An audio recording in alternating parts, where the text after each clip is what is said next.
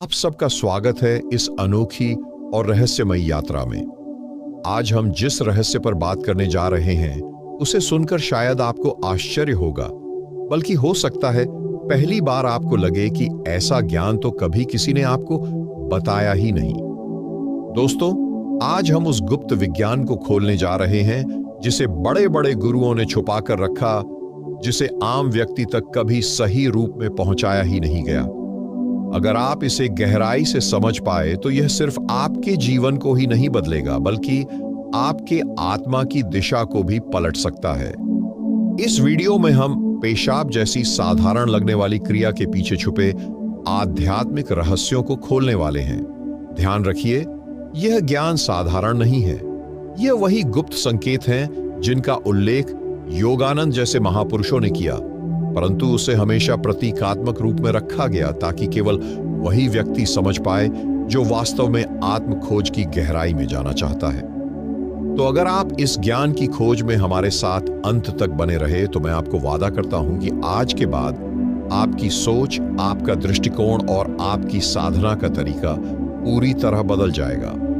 कृपया इस वीडियो को ध्यान से सुनें, बीच में कहीं न छोड़ें, क्योंकि हर वाक्य आपके लिए महत्वपूर्ण है। अगर आप हमारे चैनल पर नए हैं तो अभी सब्सक्राइब कर लीजिए और नोटिफिकेशन बेल को दबा दीजिए ताकि ऐसे गुप्त ज्ञान से आप कभी भी वंचित न रहें। और अगर आपको लगे कि यह बात आपके भीतर कहीं गहराई तक असर कर रही है तो नीचे कमेंट में जरूर लिखें। मैं इस गुप्त ज्ञान को आत्मसात करने के लिए तैयार हूं। इससे आपका इरादा दृढ़ होगा और हमारी ऊर्जा आप तक और प्रबलता से पहुंचेगी। अब आइए उस अनसुने रहस्य की गहराई में प्रवेश करते हैं। आप सोच रहे होंगे कि पेशाब और मोक्ष का आपस में आखिर क्या संबंध हो सकता है। आमतौर पर इसे केवल एक शारीरिक क्रिया माना जाता है, लेकिन योग और ध्यान की गहराई में जाने वाले साधक जानते हैं कि शरीर की हर प्रक्रिया सिर्फ जैविक नहीं होती, बल्कि उसके पीछे एक गूढ़ ऊर्जा का प्रवाह छुपा होता है।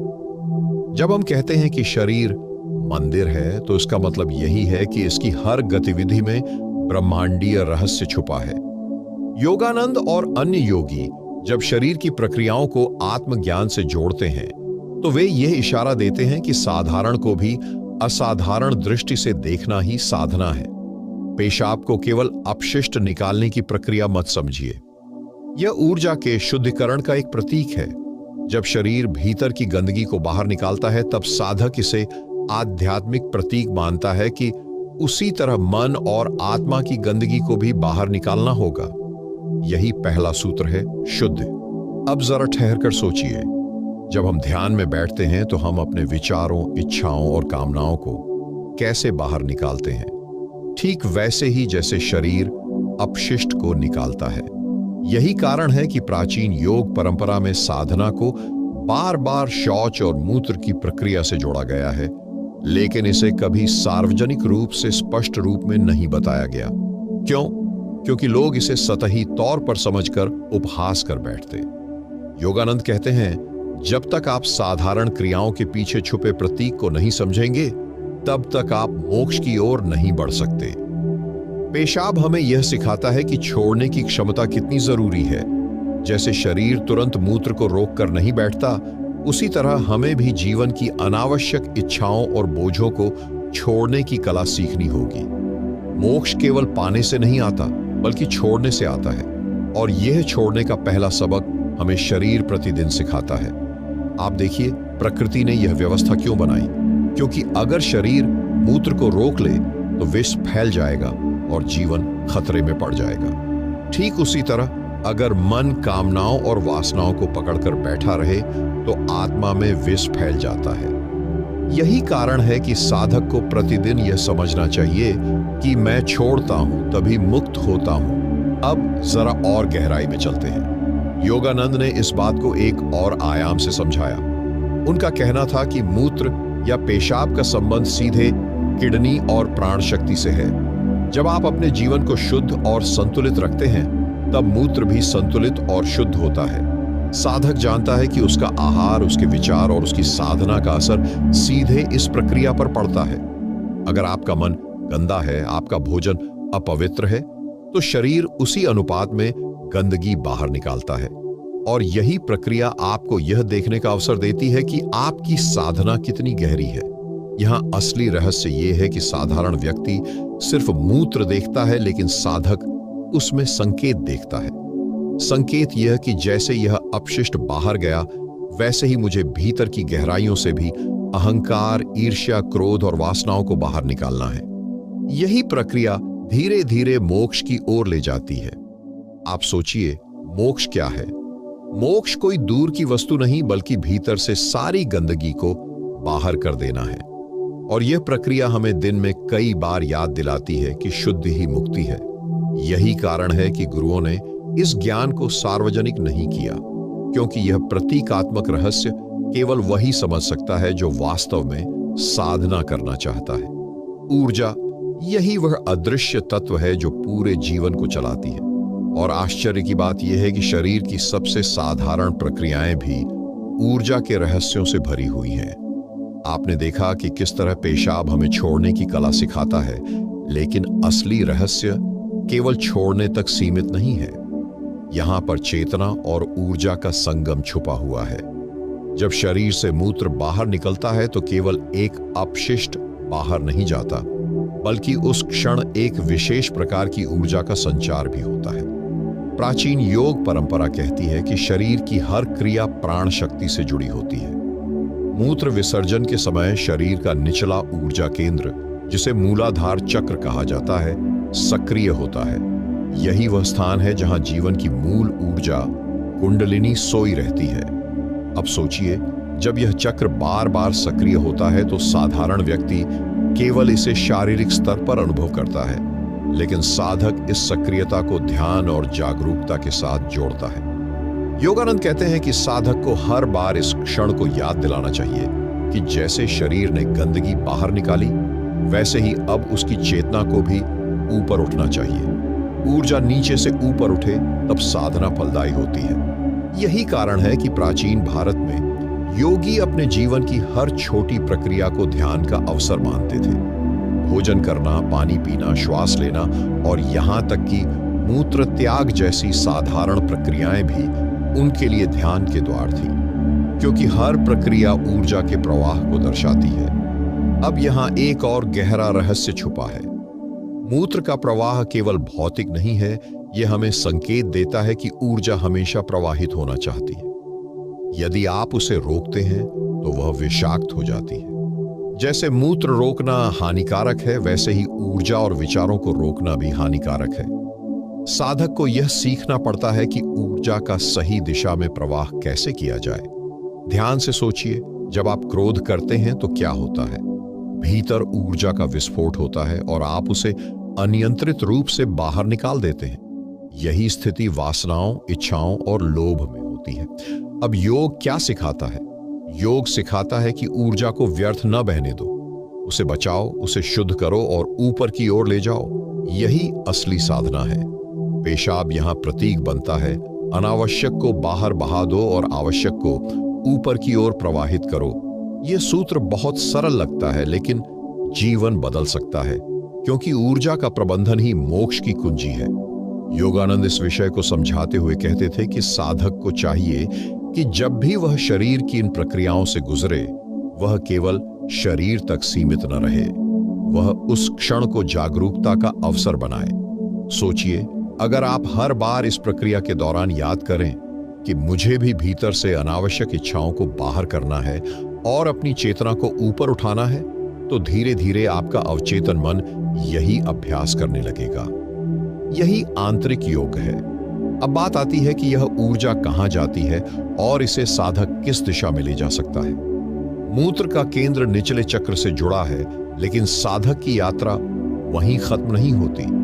साधना यह है कि ऊर्जा का प्रवाह मूलाधार से उठकर मणिपुर, अनाहत और सहस्रार तक पहुंचे। जब ऊर्जा ऊपर की ओर बहती है, तभी भीतर का विष नष्ट होता है और आत्मा का शुद्ध अनुभव होता है। यहां एक और गहरी बात समझनी होगी। जब भी ऊर्जा नीचे अटकी रहती है तो जीवन वासनाओं और इच्छाओं में ही उलझा रहता है, लेकिन जब साधक इसे ऊपर ले जाना सीख जाता है तो वही जीवन आनंद और मोक्ष का अनुभव करने लगता है। मूत्र की साधारण प्रक्रिया यहां प्रतीक है कि हमें केवल नीचे ही नहीं जीना है, हमें ऊर्ध्वगामी होना है। यही ऊर्ध्वगमन जीवन का वास्तविक उद्देश्य है। आइए एक क्षण ठहर कर देखें। आज के आधुनिक जीवन में इंसान ने ऊर्जा का पूरा प्रबंधन खो दिया है। भोजन अशुद्ध है, विचार अव्यवस्थित है और जीवन केवल वासनाओं के इर्द गिर्द घूम रहा है।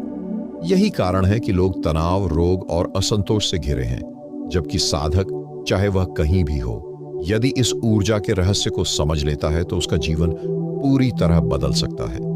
चेतना, यही असली आधार है जिसके बिना कोई भी साधना अधूरी है। शरीर की हर प्रक्रिया, हर श्वास, हर संवेदना केवल चेतना के लिए एक संकेत है। जब हम कहते हैं कि पेशाब जैसी साधारण क्रिया भी मोक्ष का मार्ग खोल सकती है, तो असल में उसका संबंध चेतना से है। यदि आपके भीतर सजगता नहीं है तो शरीर केवल शरीर रहेगा, लेकिन जब चेतना जुड़ती है तब वही साधारण क्रिया भी ध्यान का द्वार बन जाती है। अब सोचिए, क्या फर्क है साधारण मनुष्य और साधक में? साधारण मनुष्य अपने शरीर को केवल भौतिक दृष्टि से देखता है, लेकिन साधक उसे चेतना की दृष्टि से देखता है। उदाहरण के लिए, जब कोई सामान्य व्यक्ति पेशाब करता है तो वह केवल राहत महसूस करता है, लेकिन साधक उसी क्षण अपने भीतर यह अनुभव करता है कि मैंने एक बोझ छोड़ा है, जैसे जीवन के बोझों को भी छोड़ना है। यही सजगता, चेतना का पहला कदम है। योगानंद इस बात पर जोर देते थे कि चेतना का अभ्यास केवल ध्यान के समय ही नहीं, बल्कि जीवन की हर छोटी बड़ी घटना में होना चाहिए। चेतना वह शक्ति है जो हमारे अनुभव को बदल देती है। अगर आप बिना चेतना के जी रहे हैं तो जीवन केवल यांत्रिक है, लेकिन अगर आप हर क्षण चेतन होकर जी रहे हैं तो हर प्रक्रिया आपको ईश्वर तक ले जाने वाली सीढ़ी बन जाती है। अब यहां गहरी बात यह है कि चेतना केवल देखने का काम नहीं करती, बल्कि बदलने की क्षमता भी रखती है। जब आप किसी घटना को चेतन होकर देखते हैं तो वह घटना आपके भीतर नया अर्थ ले लेती है।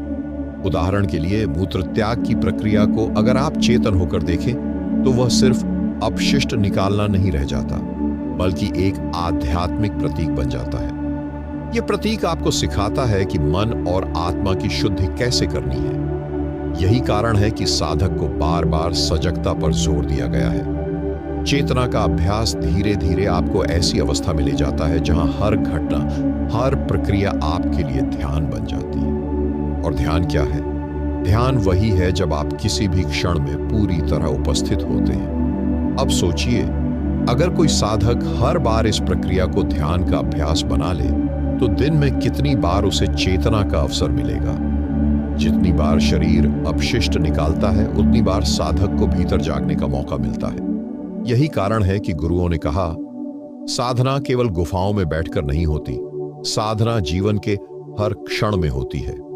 अब आइए चेतना के स्तर को और गहराई से समझें। जब साधक पेशाब जैसी साधारण क्रिया के दौरान भी सजग रहता है तो उसकी चेतना धीरे धीरे सूक्ष्म होती जाती है।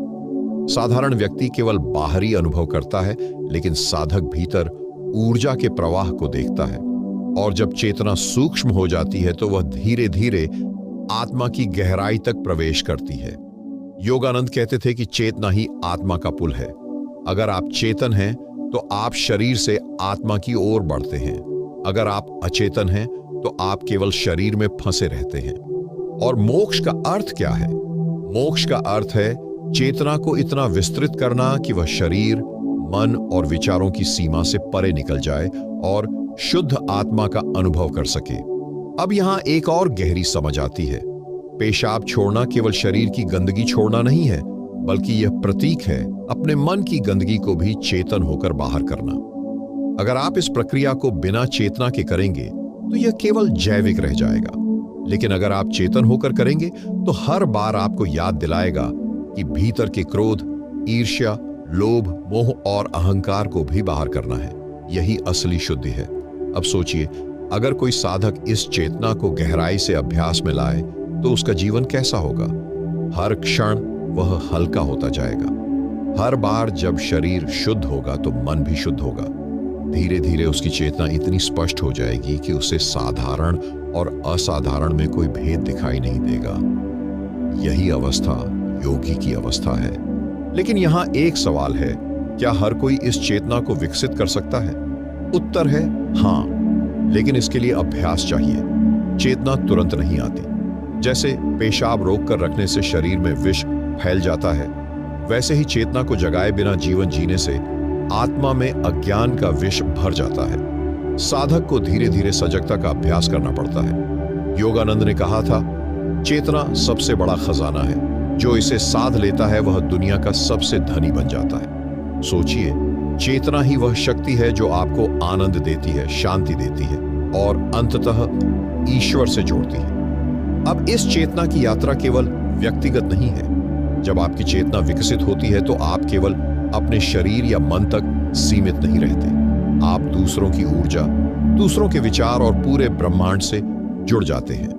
तब साधक अनुभव करता है कि उसका छोटा सा शरीर भी संपूर्ण सृष्टि का हिस्सा है और यही अनुभव मोक्ष की ओर ले जाता है। दोस्तों, चेतना का यह रहस्य बहुत गहरा है, लेकिन इसे समझने का पहला कदम वही है, हर छोटी प्रक्रिया को ध्यान बनाना। और पेशाब जैसी साधारण क्रिया भी अगर आप सजग होकर करें तो वह साधना बन जाएगी। यही साधना धीरे धीरे आपको शून्यता तक ले जाएगी। अब यहां से अगला कदम और भी सूक्ष्म है। जब चेतना का अभ्यास गहराता है तो साधक अनुभव करता है कि शरीर की हर प्रक्रिया का सीधा संबंध मन से है, और यही मन सबसे बड़ा रहस्य है, क्योंकि वही मोक्ष का द्वार भी है और बंधन का कारण भी। यही वह रहस्य है जो इंसान को बांधता भी है और मुक्त भी करता है। शरीर की हर क्रिया, चाहे कितनी ही साधारण क्यों न लगे, उसका असली प्रभाव तब तक नहीं खुलता जब तक मन उसे नहीं पकड़ता। यही कारण है कि योगानंद जैसे महापुरुष कहते थे, मन ही तुम्हारा स्वर्ग है और मन ही तुम्हारा नरक। अब आप सोचिए, जब पेशाब जैसी साधारण क्रिया का संबंध मोक्ष से बताया जाता है तो असल में वह मन की गहराइयों को छूने वाली शिक्षा है। साधारण व्यक्ति का मन हर वक्त बिखरा रहता है। इच्छाएं, कल्पनाएं, वासनाएं और यादें, यही उसका संसार बनाती है। जब शरीर अपशिष्ट को बाहर करता है तो मन उस प्रक्रिया पर ध्यान ही नहीं देता, लेकिन साधक का मन इसे प्रतीक मानता है। मन देखता है कि जिस तरह शरीर गंदगी निकाल रहा है, उसी तरह मुझे भी अपने विचारों और भावनाओं की गंदगी बाहर करनी है। यही दृष्टि साधक को धीरे धीरे गहराई में ले जाती है। अब यहां समझना जरूरी है कि मन का संबंध चेतना और ऊर्जा दोनों से है। चेतना वह आंख है जो सब देखती है, ऊर्जा वह शक्ति है जो सब चलाती, और मन वह दर्पण है जो दोनों को प्रतिबिंबित करता है। अगर दर्पण साफ है तो चेतना और ऊर्जा दोनों स्पष्ट दिखाई देंगे। अगर दर्पण गंदा है तो सब विकृत हो जाएगा। यही कारण है कि मन की शुद्ध सबसे कठिन लेकिन सबसे आवश्यक साधना है। आप सोचिए, जब कोई व्यक्ति पेशाब रोक कर रखता है तो शरीर बेचैन हो जाता है, विष फैलने लगता है और आराम छिन जाता है। ठीक इसी तरह जब मन नकारात्मक विचारों और वासनाओं को पकड़कर बैठा रहता है तो भीतर बेचैनी फैल जाती है। ये बेचैनी कभी क्रोध में बदलती है, कभी अवसाद में और कभी इच्छाओं के अनियंत्रित प्रवाह में। साधक को यही सीखना पड़ता है कि जिस तरह शरीर अपशिष्ट को रोक कर नहीं रख सकता, वैसे ही मन को भी अपवित्र विचारों और वासनाओं को पकड़कर नहीं रखना चाहिए। उन्हें बाहर निकालना ही मोक्ष की दिशा में पहला कदम है। अब सवाल है, मन को शुद्ध कैसे करें? योगानंद का उत्तर स्पष्ट था, सजगता और साधना। जब भी मन नकारात्मक विचार पकड़ता है, साधक को उसे पहचानना और छोड़ना सीखना होता है। लेकिन छोड़ना केवल शब्दों में नहीं, बल्कि अनुभव में होना चाहिए। उदाहरण के लिए, जब आप शरीर की प्रक्रिया को ध्यान से देखते हैं तो आप अनुभव करते हैं कि छोड़ने में ही राहत है। वही राहत आपको मन में भी तब मिलेगी जब आप विचारों को छोड़ना सीखेंगे। मन का एक और रहस्य यह है कि यह कभी खाली नहीं रहता। जैसे ही आप एक विचार छोड़ते हैं, दूसरा विचार आ जाता है। यही कारण है कि साधना केवल छोड़ने का नाम नहीं है, बल्कि उसे सही दिशा देने का नाम है। जब आप अपवित्र विचार छोड़ते हैं तो तुरंत उन्हें पवित्र विचारों, मंत्रों और ध्यान से भरना होगा, अन्यथा मन फिर से वही गंदगी खींच लेगा। अब जरा गहराई से सोचिए, मोक्ष का अर्थ क्या है? मोक्ष का अर्थ केवल शरीर से अलग होना नहीं है। मोक्ष का अर्थ है मन को उसकी सारी जंजीरों से मुक्त करना। जब मन शुद्ध हो जाता है तो चेतना स्वतः आत्मा की ओर उठ जाती है। यह ठीक वैसा ही है जैसे आप किसी गंदे शीशे को साफ कर दें और अचानक उसमें साफ साफ प्रतिबिंब दिखने लगे। योगानंद ने इस विषय पर एक अद्भुत दृष्टांत दिया था। वे कहते थे, मन पेशाब के पात्र की तरह है। अगर उसे रोज साफ नहीं किया जाए तो उसमें दुर्गंध भर जाती है, लेकिन अगर आप उसे निरंतर धोते रहें तो उसमें से गंध नहीं आएगी और वह शुद्ध रहेगा। सोचिए, यह कितना गहरा प्रतीक है। शरीर का अपशिष्ट बाहर करना तो स्वाभाविक है, लेकिन मन का अपशिष्ट बाहर करना साधक का सचेत प्रयास है। अब यहां पर एक और रहस्य जुड़ता है। मन केवल हमारे विचारों का पात्र नहीं है, बल्कि हमारी इच्छाओं का भंडार भी है। यही इच्छाएं हमें बार बार जन्म और मृत्यु के चक्र में बांधती हैं। जब तक मन में इच्छाएं हैं, तब तक आत्मा को मोक्ष नहीं मिलेगा। इसलिए हर साधक को मन को देखना और उसकी जड़ों को काटना पड़ता है। और यह प्रक्रिया भी पेशाब की क्रिया से प्रतीकात्मक रूप से जुड़ी है। छोड़ो, हल्के हो जाओ और आगे बढ़ो। आत्मा यही वह अनंत सत्ता है जो हमारे भीतर छुपी हुई है। शरीर अस्थाई है, मन चंचल है, विचार क्षण भंगुर हैं, लेकिन आत्मा शाश्वत है। जब तक हम केवल शरीर और मन तक सीमित रहते हैं, तब तक जीवन जन्म मरण के बंधनों में फंसा रहता है। लेकिन जैसे ही साधक आत्मा का अनुभव करता है, वह समझ जाता है कि मोक्ष कोई दूर की चीज नहीं, बल्कि उसके भीतर ही छुपा हुआ सत्य है। अब सवाल यह है कि आत्मा का संबंध पेशाब जैसी साधारण क्रिया से कैसे हो सकता है। सुनने में यह अजीब लगता है, लेकिन जब आप प्रतीक के स्तर पर जाते हैं तो सब कुछ स्पष्ट हो जाता है। शरीर पेशाब के माध्यम से अनावश्यक अपशिष्ट बाहर करता है। मन विचारों और वासनाओं को छोड़ता है, और आत्मा को शरीर और मन की पहचान से मुक्त होना पड़ता है। यही असली मोक्ष है। योगानंद कहते थे, आत्मा मूलतः शुद्ध है। उसे शुद्ध करने की जरूरत नहीं, केवल उसे ढकने वाली परतों को हटाना है। ये परतें कौन सी हैं? शरीर, मन, विचार, इच्छाएं और अहंकार। हर बार जब शरीर अपशिष्ट निकालता है, साधक को यह स्मरण करना चाहिए कि मुझे भी भीतर की परतें उतारनी हैं। जैसे शरीर मूत्र रोककर जीवित नहीं रह सकता, वैसे ही आत्मा अहंकार रोककर मुक्त नहीं हो सकती। अब जरा सोचिए, आत्मा का अनुभव कैसा होगा? साधारण शब्दों में इसे समझाना कठिन है, क्योंकि यह अनुभव शब्दों से परे है। लेकिन एक उदाहरण से समझा जा सकता है। जिस तरह पेशाब के बाद शरीर हल्का और मुक्त महसूस करता है, उसी तरह आत्मा की परतें हटने पर भीतर ऐसी हल्कापन और ऐसी स्वतंत्रता मिलती है कि कोई बंधन शेष नहीं रहता। यही अनुभव मोक्ष का है। आत्मा हमेशा मुक्त है, लेकिन हम स्वयं उसे बंधनों में बांध लेते हैं। ये बंधन वासनाओं के हैं, इच्छाओं के हैं, और सबसे बड़ा बंधन है मैं की भावना। जब तक मन कहता है कि यह मैं हूं, यह मेरा है, तब तक आत्मा परतों में ढकी रहती है। लेकिन जब साधक यह समझ जाता है कि न शरीर मेरा है, न मन मेरा है, न विचार मेरे हैं, तब आत्मा अपने शुद्ध स्वरूप में प्रकट होती है। यही मोक्ष है। अब देखिए, पेशाब का प्रतीक यहां भी हमें वही सिखाता है, छोड़ो और मुक्त हो जाओ। शरीर छोड़ता है तो वह स्वस्थ रहता है, मन छोड़ता है तो वह शांत रहता है, और आत्मा पहचान छोड़ती है तो वह मोक्ष पाती है। ये तीनों स्तर एक ही रहस्य की ओर संकेत करते हैं। आत्मा का अनुभव पाने के लिए साधक को भीतर उतरना पड़ता है। यह उतरना ध्यान के माध्यम से होता है। योगानंद ने कहा था, ध्यान आत्मा के मंदिर का द्वार है। लेकिन ध्यान केवल तब गहराता है जब साधक भीतर से शुद्ध हो चुका हो। जैसे गंदे पात्र में स्वच्छ जल नहीं रखा जा सकता, वैसे ही अशुद्ध मन में आत्मा का अनुभव नहीं ठहर सकता। इसलिए शरीर और मन की शुद्धि आत्मा के अनुभव की तैयारी है। अब आप सोचिए, जब आत्मा प्रकट होती है तो साधक को क्या मिलता है? उसे शांति मिलती है जो किसी बाहरी चीज से नहीं आती। उसे आनंद मिलता है जो किसी स्थिति पर निर्भर नहीं करता। उसे ऐसा प्रेम मिलता है जो शर्तों से परे होता है। यही सच्चा धन है, यही सच्चा मोक्ष है। साधक को यह समझना होगा कि आत्मा को अनुभव करने के लिए उसे भीतर के सारे बोझ उतारने होंगे। जैसे शरीर बार बार अपशिष्ट बाहर करता है, वैसे ही साधक को ध्यान में बार बार भीतर की परतों को हटाना होगा।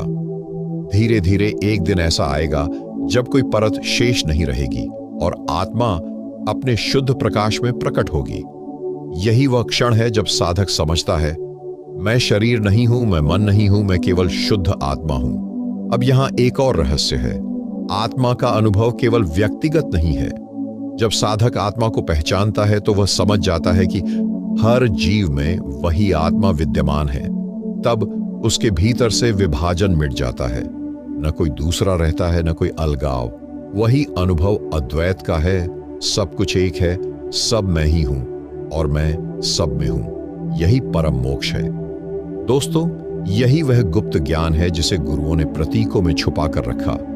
उन्होंने सीधे नहीं कहा कि पेशाब से मोक्ष मिलेगा, बल्कि यह बताया कि शरीर की साधारण प्रक्रिया में भी जीवन और आत्मा के महान रहस्य छुपे हैं। जो साधक इसे समझ लेता है, उसके लिए हर क्षण ध्यान है, हर क्रिया साधना है और हर अनुभव मोक्ष का द्वार है। अगर इस यात्रा ने आपके भीतर कोई हलचल जगाई है तो इसे अपने तक मत रखिए। नीचे कमेंट में लिखिए, मैं आत्मा की स्वतंत्रता का अनुभव करना चाहता हूं। यह संकल्प आपके भीतर एक नई शक्ति जगाएगा। और अगर आपने अब तक चैनल को सब्सक्राइब नहीं किया है तो अब भी कर लीजिए, क्योंकि आगे हम और भी ऐसे गुप्त रहस्यों को खोलने वाले हैं जो आपकी साधना को नई दिशा देंगे। धन्यवाद।